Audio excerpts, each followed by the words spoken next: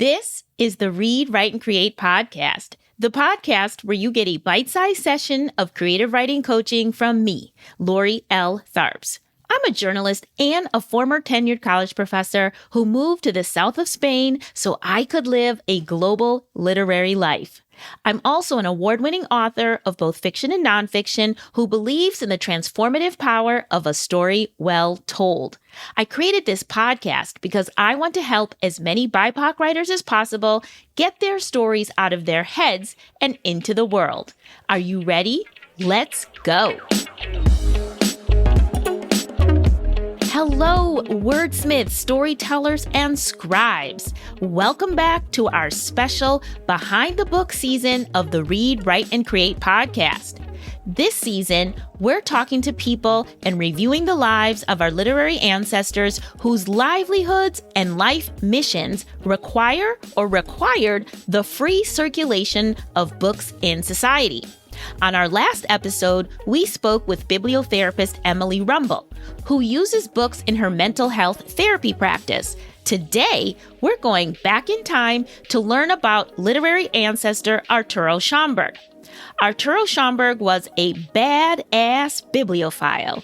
He was a writer, an archivist, a collector, and an activist who dedicated his life to collecting proof of global Black excellence. His favorite thing to collect was, of course, books. I hope that by listening to Schomburg's incredible story, that you are reminded of just how important books written by and about Black people and other marginalized communities really are. Maybe Schomburg's life story and his dogged determination to create a collection of literary artifacts will inspire you to do the same. And now, let's go behind the book with the life and times of Arturo Schomburg.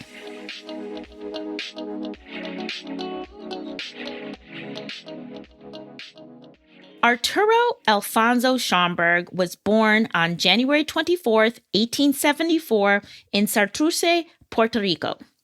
His mother was Maria Josefa, and she was a free Black woman who originally hailed from St. Croix in the Danish Virgin Islands. Yes, the Danish Virgin Islands. I don't know if you knew that the U.S. Virgin Islands used to belong to the Danish.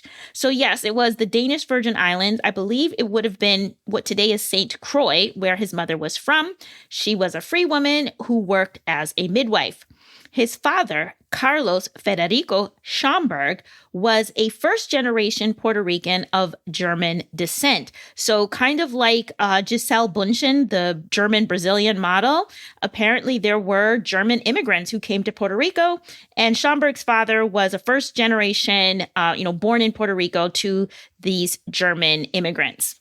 I think people often wonder, how does Schomburg have the name Schomburg if he was Puerto Rican? Well, now you understand. So Arturo Schomburg was born in this time in Puerto Rico. He was a curious child. He enjoyed school. But when he was in 5th grade in San Juan, a teacher told the class that there was no reason to study African history because Black people or people of African descent had never done anything worthwhile, had never done anything remarkable, and that there were no achievements of any value in the whole of Black history.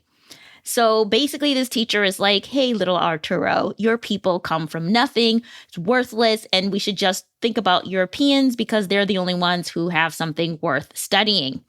Supposedly, this was the moment that cemented in little Arturo's mind that he would prove that teacher wrong. And that's essentially what he did for the rest of his life. So he already had an early interest in literature. So in high school, while he was in Puerto Rico, he studied commercial printing, kind of like in a trade school situation. And then he went over to the Danish Virgin Islands and studied Negro literature, also still is part of his high school curriculum. Side note, I don't know who was teaching Negro literature in the Danish Virgin Islands in the 1890s, but I'm so interested. That's like one of those little nuggets that I'm going to have to further research for a later date. But getting back to Arturo's story, when he was 17 in 1891, Arturo Schomburg moved to New York City with his mother and quite quickly got involved in the independence movements for Cuba and Puerto Rico, which were still belonged to Spain. So he's becoming, part of these radical independence movements. He's really getting engaged, but both of those movements ended up failing in a certain way. So after the kind of collapse of the revolutionary fervor in the area, Schomburg decides to fully embrace his Black identity. He's living in Harlem, and he decides that if I'm in America, I'm going to throw my lot in with the Black Americans around me. This is when he coins the phrase Afro-Boricqueño, where he's saying, I am a Black Puerto Rican. Now, mind you, when Schomburg comes to New York City, he is fully Spanish speaking. I mean, he knew some English, but everything he was doing, he even joined a Masonic lodge, became a Mason. He joined a Spanish-speaking Masonic lodge, but he now decides, hey, I'm going to focus on my Blackness. I'm going to throw my lot in with Black Americans. He starts taking English lessons at night while teaching Spanish lessons in the daytime. But it was while he became a Mason that he decided that he really wanted to catalog the history of the Masons, particularly Black Masons, and starts writing and cataloging their history for his particular Masonic lodge. And it was at that point where he starts really getting interested in this idea of history, of cataloging history. Now, interestingly, remember, English isn't his first language. He's taking classes at night. He's really intellectually curious. He really is interested in history and wants to learn more and wants to go to university, but apparently his records from Puerto Rico were not available or they didn't count. It wasn't clear in my research, but the point was that he could not enroll in a university in the United States. So essentially, he just declares he was going to focus on learning as much as he could on his own. Now, originally, this starts out looking about the history of the Masons, but it soon turns into a desire to document history of Black people globally. He's still smarting from the comment that fifth grade teacher made, and he's looking around New York City where the life prospects for a Black man in particular, or a Black woman for that matter, was pretty bad at this time. Just looking for a job was complicated because at the time in New York City, Black people weren't even allowed to apply for jobs that we would consider lower level jobs. They couldn't be longshoremen. They couldn't even be street cleaners or baggage handlers. They couldn't be cement carriers or garment workers. So here Schomburg is looking at this kind of desolate opportunities that were before him and still saying, you know what, I'm tired of all of the negative perceptions of Black people. So again, he throws himself into this idea that he's going to counter this negative perception by finding proof of Black excellence.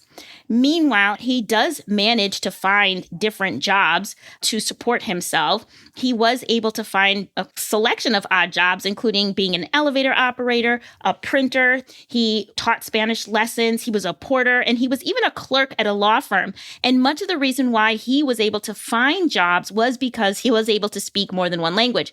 He spoke Spanish, and now he spoke English as well. And he also spoke French. So now Schomburg has found like a purpose for his life. He's doing these different odd jobs, and he's now decided, hey, I'm going to start collecting all of this Black historical memorabilia. He starts collecting artifacts, books, photos, articles, anything that he can get his hands on that proves that Black people did have a history worth documenting. And what was fascinating, probably given the fact that Arturo himself was from Puerto Rico and not from the mainland United States, was that he was looking at Black history from a global perspective. So he's collecting items that he could put his hands on from anywhere that Black people had been removed from Africa and the transatlantic slave trade. He didn't coin the term African diaspora, but he was probably one of the first people that was really looking at collective understanding of the Black diasporic experience. This is where things get interesting. So Schomburg is now fully on a mission to really build a collection of Black history and Black achievement. And so he starts going to rare bookstores and antique stores, looking and buying and finding whatever he can to document Black achievement. And so he's getting books, pamphlets, historical documents, newspapers, letters, art, whatever he can find. And he eventually gets a job, a really good job at a bank in Brooklyn called Bankers Trust Company. And not only is this a pretty good job, considering he is a Black man in the early 1900s, he was actually a supervisor there at the bank, supervising 11 white men. Yeah, which apparently was unheard of at the time. Again, he got the job because he spoke 3 languages, and he was in charge of the Department of Caribbean and Latin American Mail. So here's what my friend Arturo did. He was like, I need to collect all this different memorabilia. I mean, I'm working here at the bank, but that's not my real passion. So while he was at work, he would use the mailroom to send letters to store owners and collectors, book dealers all over the world, asking them to send him their collectibles, if you will, that had to do with Black people. So literally, he's like, you know, those of us who might work in corporate and be printing out copies of our manuscript at work because we need their printer. He was like, I'm going to use this mail system right here that I'm in charge of to send my letters out and to get stuff mailed to me. So things are getting shipped to him at work. Nobody's going to notice. He's in charge. So very smart Arturo. He's using his work environment to help him build his collection. And the reason that he was able to build his collection so quickly and amass so much is because of, you guessed it, racism. But it was working in his favor. What I mean by that is basically nobody cared about anything that Black people had done. So when Arturo would be like, hey, antiquities dealer, I see you have this newspaper that Frederick Douglass edited. Can I have it or can I buy it? They'd be like, yeah, you can have it. Nobody wants this. So he really did use that to his advantage to collect an incredible amount of artifacts. And he would also send people or find people that were in different cities and say, hey, you're going to be in Detroit. I need you to go to this particular bookstore, library, auction, and get this for me. So he was relentless in his search for Black artifacts. By the time it was about 1911, his collection was quite large, and it was pretty much housed in his house. But Schomburg was not a hoarder. He was not collecting just for the sake of collection. He wanted other people to be able to use what he had amassed. So he and another Black historian by the name of John Howard Bruce created what they termed the Negro Society for Historical Research. And this was in 1911. And so with this creation, he allowed friends and scholars and writers to come and use the materials in his collection for their work. So people like James Weldon Johnson, Carter G. Woodson, they would go to Schomburg's house where the collection was and use it for their research. Because of this, Schomburg pretty much at this point establishes himself as a Black historian, as a Black bibliophile, as a collector, to the point where he was selected to co-edit the Encyclopedia of the Colored Race in 1912 by a group of fellow Black historians. So he's building a name for himself.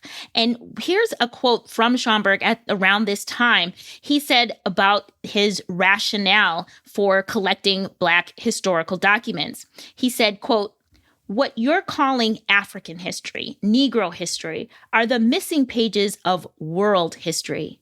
Read the history of the people who took you out of history, and you will find out why they were so insecure that they had to take you out of history, why they could not stand for your history to compete with theirs," unquote.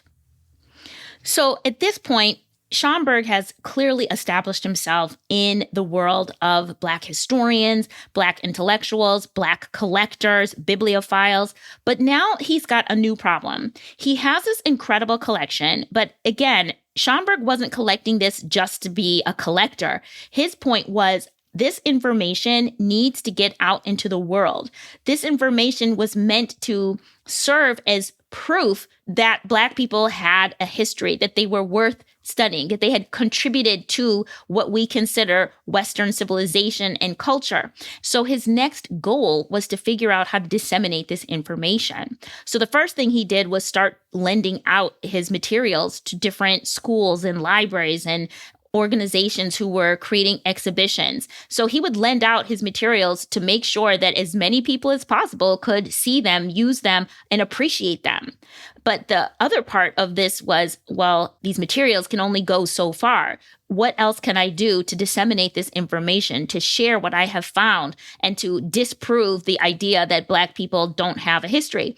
And that's when he said, I've got to start writing. And so at this point, Schomburg really dedicates himself to his writing career. Now, he had written previously, don't get me wrong. He had written when he was still in the revolutionary communities with the Cubans and the Puerto Ricans, but he was writing in Spanish. But now he's like, I'm going to use the written word, because he's literally collecting books and pamphlets and newspapers and recognizing how important having written documentation is. So he starts writing in earnest, and he starts writing different articles for a variety of mostly Black publications. He was writing for Marcus Garvey's Negro World, the NAACP's Crisis magazine. He wrote for The Messenger. He wrote for the Urban League's Opportunity magazine, which was like the biggest magazine at the time. Opportunity was the magazine that Zora Neale Hurston got her first big break in. He was writing for the Amsterdam News, and he even had a letter to the editor published in the New York Times. So now he's, again, turned himself to writing and getting all of this information about the collection, about what he's finding, the importance of looking up Black historical figures and events. And then he's also writing book reviews of his contemporaries, people like Claude McKay, Carter Woodson, and James Weldon Johnson. And he wrote actually a bibliography checklist of American Negro poetry. He also wrote an article for a Black book magazine called Book Studio Quarterly. So he's, again, highlighting the importance of literature that's coming out, being written by Black people about Black people. So if nothing else, at this point, he's really, really digging into this idea of the importance of the written word and how powerful it is for disseminating information, but also for guarding and keepsaking information. Now, it was one essay that Schomburg wrote called The Negro Digs Up His Past that really changed the trajectory of his future. That article promoted the artistic endeavors of Black writers. It was a real argument for the importance of Black people writing themselves into history. That essay was originally published in one magazine called Survey Graphic, but then it was selected by Elaine Locke, the editor of that seminal anthology of the Harlem Renaissance, The New Negro. Once that essay was published in The New Negro, Schomburg's reputation skyrocketed, not just in the New York literary community, but in the entirety of the United States. And it was that essay, The Negro Digs Up His Past, that brought more attention to Schomburg by people of means. It was in 1926, a year after The New Negro came out, that the Carnegie Corporation came to Schomburg with an offer to purchase his collection of Black artifacts. Now, Schomburg was ecstatic by that because, again, his dream was to have his collection be available to as many people as possible. And sitting in his living room, that wasn't going to happen. So for $10,000, the Carnegie Corporation purchased Schomburg's full collection. That would have been about $178,000 in today's money. The materials were then donated to the New York Public Library. Now, I just want to share some of the things that were in that collection. It's unbelievable. There were more than 5,000 books, several thousand pamphlets, prints, and papers. Among them, an autographed first edition copy of poems by Phyllis Wheatley. Yes, there were handwritten poems by Paul Laurence Dunbar. Okay, there were letters written by Toussaint Louverture of the Haitian Revolution. There were speeches by Frederick Douglass, a copy of Benjamin Banneker's Early Almanac, and get this, there was a copy of the 1573 Book of Poems by Juan Ladino, who was considered the first Black person to ever publish a book, and he was a Black Spaniard. I'm like, what? This is freaking incredible. So I think the Carnegie Corporation, $10,000, that was a steal. I'm just salivating at the thought of all of those incredible documents that he had. And again, that people were giving them away because they didn't think they were of any value. So anyway, what did Schomburg do with his $10,000 windfall? He kept collecting. In fact, he took that money and used it to finance a trip to Europe in 1926. He went to Spain, France, Germany, Belgium, and England on one big trip to keep looking for more evidence of Black excellence in Black history throughout Europe, which again, you have to put that in context because nobody in 1926 was saying, yeah, Black people were real integral parts of European history. And Schomburg was like, of course they were. Let me go find it. And again, came back with hordes of materials. Now, when Schomburg comes back from his European trip, he's like, I'm out at the bank where he was a mailroom clerk, and he actually got hired by Fisk University to help them with their own archive and library.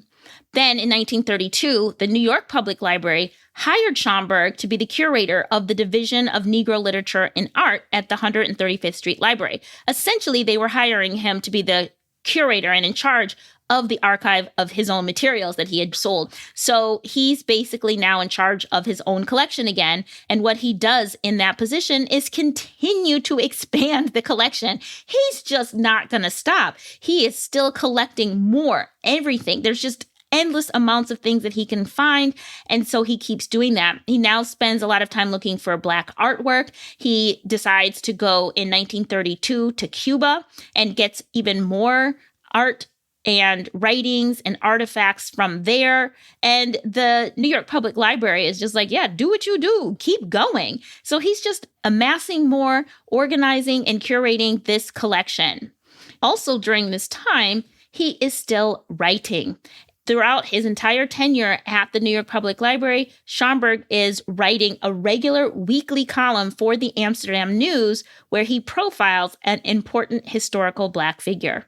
So my man does not stop. He is on a mission and he's continuously aware that if he's just working behind closed doors collecting things, he's not helping change the impression of the importance of Black people and Black history. He is continuously educating using his words and writing.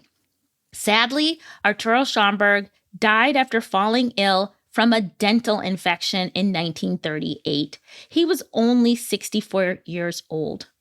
Thankfully, his legacy lives on, though, with his incredible collection. And side note, Schomburg also had 8 children, although one of his sons died in infancy, but his legacy lives on in his living legacy in his descendants as well. The division of the library that Schomburg was curating was changed to the Schomburg Collection of Negro Literature, History, and Prints in 1940, 2 years after his death. And that, of course, became the forerunner to today's Schomburg Center for Research in Black Culture. So, what are the takeaways from Arturo Schomburg's example? How can we be like Arturo in our own writing lives? 1, stay committed to your dreams. When you think about Arturo Schomburg, from the time he was in the 5th grade, this man made up his mind to disprove the statement of a teacher who tried to diminish him and his people. And despite the overwhelming odds stacked against him and the fact that he had no role model, no advanced degree, and an entirely racist world telling him otherwise, he held fast to his mission to document Black history on a global scale. So be like Arturo and stay committed to your dreams and your purpose. Number 2, if you have something to say to the world, use your words. Arturo Schomburg understood that if he wanted to change the perception the world had about Black people, then he needed to do more than collect. He needed a way to disseminate his information. And he used writing to do that. Articles, essays, anthologies, letters to the editor, all of it he used. So takeaway, keep writing, leave a legacy, and change the world. Number 3, this is a direct quote from Schomburg himself. He said, quote, Black people have to dig deep into their own history in order to affirm themselves in the face of ongoing oppression, unquote. So This feels kind of meta for all of you, my BIPOC writers listening. But what you're doing right now is what sustained Schomburg. You're listening to this podcast about an Afro-Boriceno writer who affirmed himself by finding those who came before him who wrote themselves or painted themselves or sang themselves into existence and into the public record. You are doing the same thing. You are finding inspiration in your literary ancestors and their accomplishments. Do not let other people define you. Write your own stories for yourself and others like you. Side note, soon after the independence movements ended and Schomburg turned his attention to the Black community and learning English, he anglicized his name. Yeah, he started going by Arthur. But towards the end of his life, specifically after his trip to Cuba, he returned to using his given name, Arturo. By finding his own history, by finding the excellence and history of his own people, he was able to affirm himself, his whole self, by seeing what his ancestors, both his Hispanic ancestors and African ancestors, and he was able to see his worth and that he came from two incredibly rich histories of people who contributed multitudes to the world. And he could proudly claim that and claim his true identity. Number 4, I call this a bonus. Tear down their heroes and be petty. I'm sorry. I just had to say it. I have no actual proof that Arturo Schomburg was being petty. I have no proof at all. But there's just something about his dogged, tenacious way of saying, I am going to keep getting all of these materials, all of these artifacts, and uplift my people in the face of literally, think about when this man is alive. What's happening? We have the worst lynching, the introduction of the Ku Klux Klan. We have some of the most anti-Black virulent violence during American history at the time this man is doing his work, right? We're going through the Depression. He is like, yeah, so I'm still going to do what I'm going to do, which is focus on highlighting Black excellence, right? And I'm like, that's real ballsy, real ballsy. And then on top of that, I love it that part of Arturo Schomburg's work was to prove as many white people as possible were actually Black. He was like, let me tear down your heroes, okay? Let me show you just how impressive Black people were. Sorry, but we fucked all of y'all, literally, by saying, look at these people who you guys consider to be the greatest expressions of cultural genius. He's like, they were Black. Beethoven, he was Black. Pushkin, the Russian Shakespeare, Black. James Audubon, the great naturalist, Black. Now, I don't know if these people really were, but Pushkin is, yes, Black. I wouldn't say he was Black. He had a great grandfather who was Black.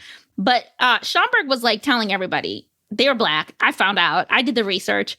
Almost to say, not only were Black people excellent, but we were everywhere. He's showing people that we were everywhere. And he's also showing that even the people who you think were the best, the highest ranking people, your musicians, your scientists, they were Black. So I just feel like that was a little bit of petty on his part. I don't know if he actually believed all these people were Black. I don't know what his scientific research was based on, but I was like, he was not going to stop and he was not going to play nice. He was just going to show this is a blackity Black world. And you non-Black people, you're just lucky to be living here with us.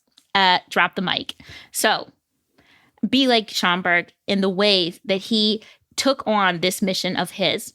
I'm going to leave you with his final quote from Schomburg. He said, quote, "True scholarship requires time and calm effort. Tell your stories, proclaim our glories." End quote.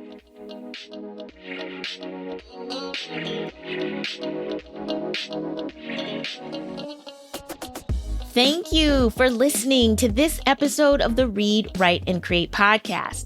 I hope that somebody out there listening right now is more inspired to write their book and get it out into the world so you can contribute to the public record that says, I was here, I am excellent, and my people are too. I hope that all of you listening want to be a little bit more like Arturo Schomburg and refuse to let our stories be erased. Do not let our people be forgotten. Do not let someone else tell the world that our lives were in vain.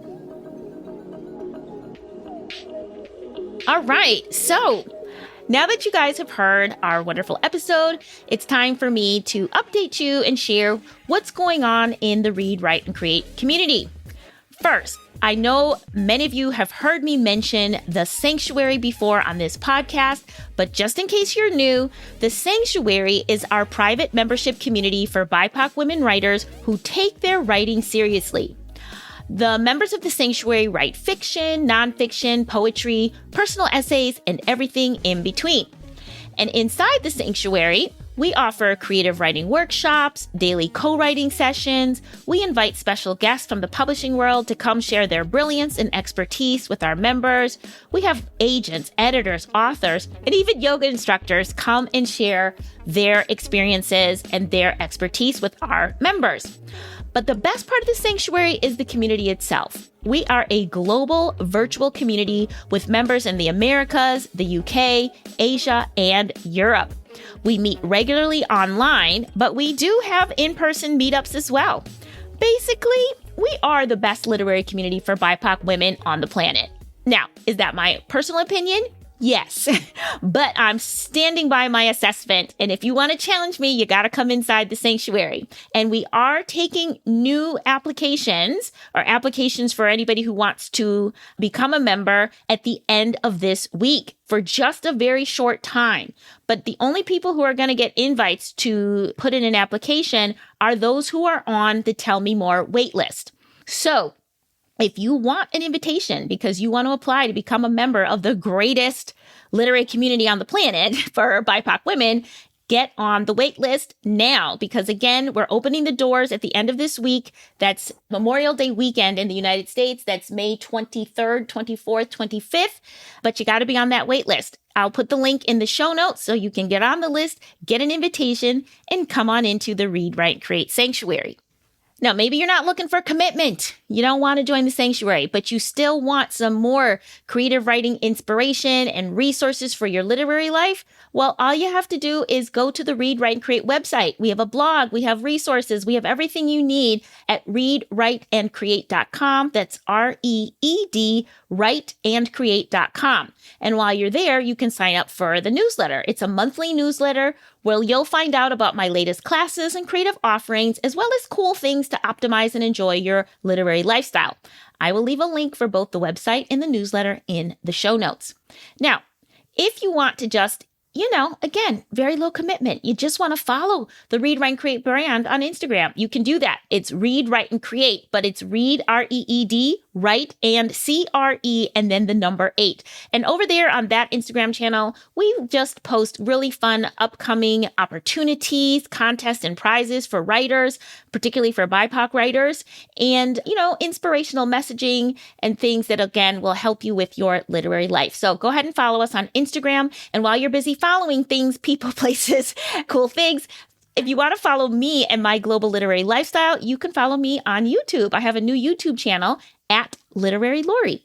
And that's, again, where I share more of my literary life, my literary tourism, when I go cool places and go to new bookstores or literary festivals around the world. Finally, last but not least, I am going to see if you would be interested in saying thank you with a monetary donation for the podcast. Yes, this podcast, it is a labor of love, but it costs money. It does. It costs money in my time, and it costs money because I have to pay somebody to edit this beautiful podcast to make sure it sounds as lovely as it does and to keep me on track. So yes, I know with the orange dusted Cheeto in the White House, literary organizations everywhere are asking for financial support, and I get it. I want you to support all of the literary organizations, and I know you have your choice. You have to make decisions that make sense for you, so I get it.